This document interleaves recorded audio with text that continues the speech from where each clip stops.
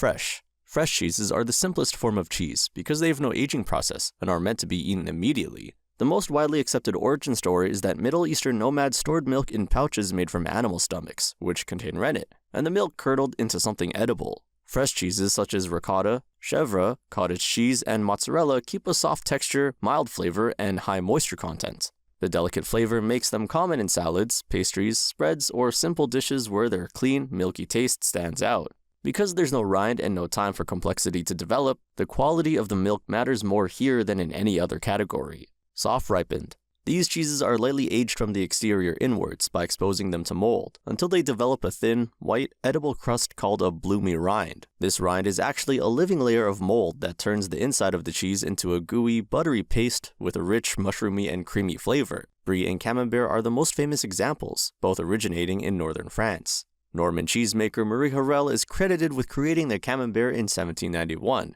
Reportedly, with guidance from a priest fleeing the French Revolution, people often eat these cheeses too young, when the center is still firm and chalky, and miss what the cheese is actually supposed to taste like. Semi-soft. Semi-soft cheeses and the subgroup monastery cheeses sit in a broad middle zone, with enough moisture to stay pliable and smooth, but enough structure to actually slice. Havarti, Fontina, Munster, and Young Gouda all fall here. Many of these cheeses were developed in monasteries across medieval Europe, where monks had both the time and agricultural resources to experiment with cheesemaking. Fontina, from the Aosta Valley in northern Italy, has been made since at least the 13th century and became the foundation of the classic Italian fondue called fonduta. They are very common on cheese boards and grilled cheese sandwiches. Semi-hard. These cheeses are typically aged between 3 and 12 months, resulting in a denser, firmer texture that is easy to slice or grate. The flavors begin to deepen here, moving away from simple milk toward notes of hazelnut, fruit, or sharp tang. Cheddar, arguably the most well-known semi-hard cheese, is defined by a specific mechanical process known as cheddaring. Once the curds form and the whey drains off, the curds get cut into blocks and stacked on top of each other.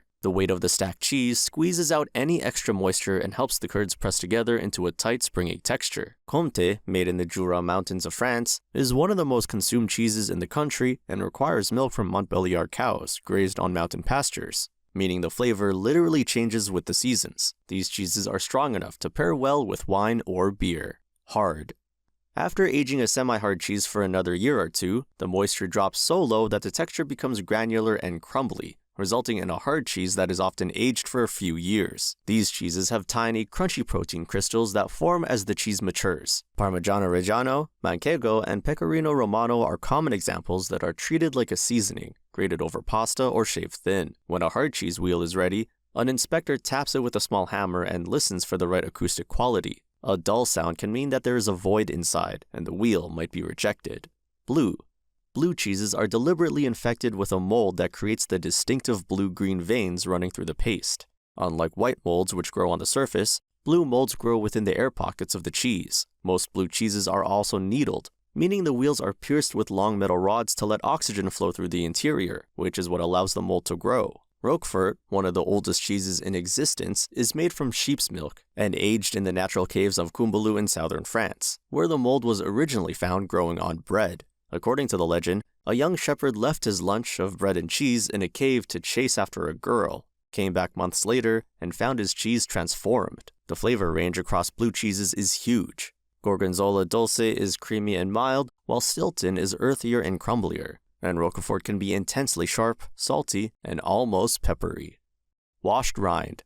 Washed rind cheeses are periodically bathed in liquids like brine, beer, wine, or cider during aging. This process encourages the growth of a specific bacteria that gives the rind a characteristic orange or pinkish hue and a stinky smell. However, the interior of cheeses like Taleggio, Epoisses, and Limburger is often surprisingly mild, sweet, and very creamy. Many of them are paired with the regional drinks of wherever they came from, specialty and process-based. This category includes cheeses defined by how they are made rather than how much moisture they have. Stench curd cheeses are often considered a special category by professional cheesemakers because the process is so unique. The curd is dipped in hot water and then literally stretched. Unlike fresh cheeses like ricotta, which are just clumped milk, stretched ones like mozzarella have a ropey, elastic structure from being pulled.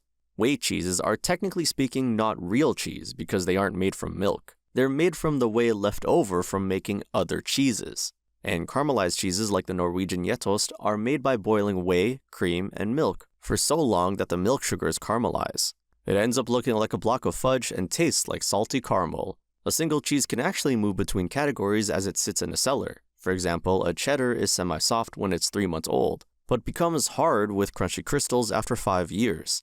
In some luxurious cheeses like Brillat Savarin or Saint Andre, extra cream is added during the process to boost the fat to over 60 or 75%.